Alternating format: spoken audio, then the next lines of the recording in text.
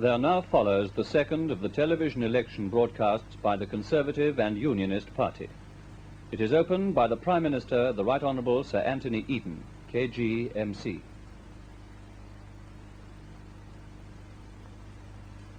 Good evening. Tonight, 10 editors of leading newspapers from all over the country have kindly accepted my invitation to come and put questions to my colleagues and to me. We haven't, of course, the least idea what the questions are going to be.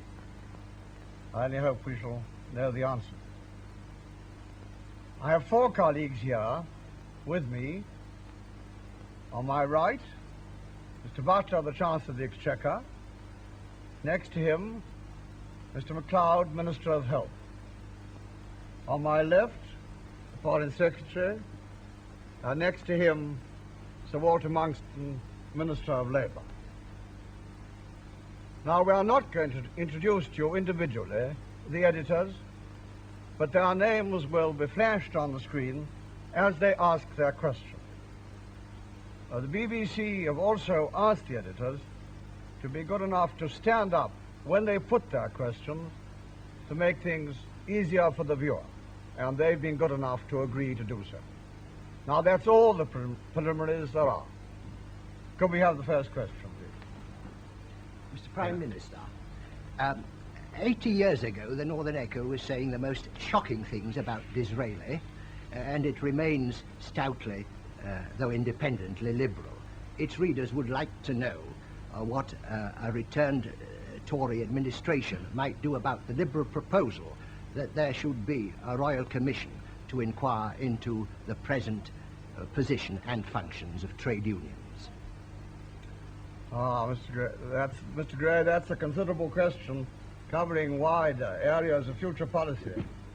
I think we're all conscious that there are problems to be dealt with there, but I'm not sure that the Royal Commission is the right body to do it. But perhaps Sir Walter Monckton, Minister of Labour, would have a word on that.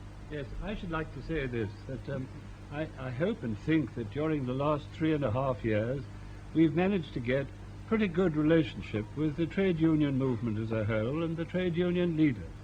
And I'm quite sure that there are a great many problems in front of us now which we could help to solve if we sit down again together. Don't think a Royal Commission will necessarily help. I think they want to help me and I want to help them. Next question, please. Mr. Prime Minister, the Daily Mirror, which I represent, is not among your principal flatterers, but we have and always have had a high regard for your integrity. I would therefore be obliged if you personally would answer this question. During my time, there have been 2 sorts of Toryism. There is the Toryism of the small majority. That is the Toryism of the welfare state, a more humanitarian form of Toryism than we've known before. In pre-war years, there was the Toryism of the big majority, the Toryism of neglected housing, neglected national defence, slums, and massive unemployment. You were a minister at that time, though not for the whole period, and therefore were responsible for, at any rate, a number of years of that regime. I would like to ask you, if you go back with a very big majority on May the 26th, what sort of Toryism can we expect from your government? I hope and believe an intelligent, progressive Toryism which tries to build this country upon the basis of what we've been doing in the last 3.5 years. And there's one amendment I would like to make to what you said about the pre-war period. I think our housing record in the pre-war period was a remarkable one. And it's made possible what we hope to go for now, the clearance of the slum. But I think it's fair to say we'd like to be judged on what we mean to do by the extent to which we've fulfilled what we undertook to do when this government was returned under Sir Winston 3.5 years ago.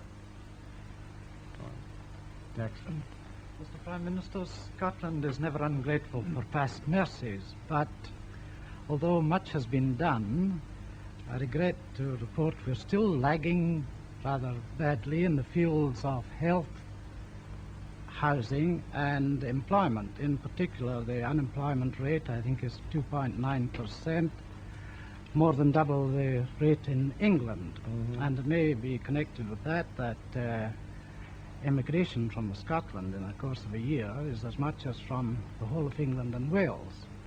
Well, I wondered if you might tell us what proposals the Conservative Party has to remedy that state of affairs. Well, Leon, this is your native country. I think you should have a go at that. Well, Mr. Helburn, of course these problems exist in Scotland as they do everywhere else. I think one of the main things we've done already is to have a senior minister, as Minister of State, constantly in Scotland. I think it was Walter Elliot who said that you can't govern Scotland from a sleeping car. And it was that thought that we had when we appointed a Minister of State.